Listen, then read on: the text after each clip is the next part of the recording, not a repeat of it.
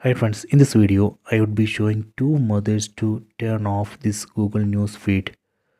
Please don't forget to subscribe this channel. Please like and share the video. Method 1.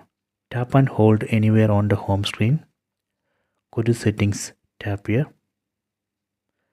Then turn off this add media page to home screen Google Discover. Turn off, just tap here. Done.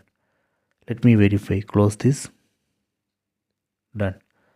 So this way we can turn off Google News feed. This is a method 1. Let me go to method 2. Go to settings, tap on the settings app icon, go down, tap on home screen.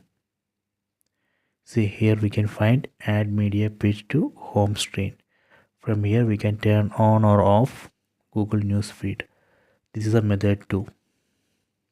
So these are two methods to turn off Google News feed. You can try this.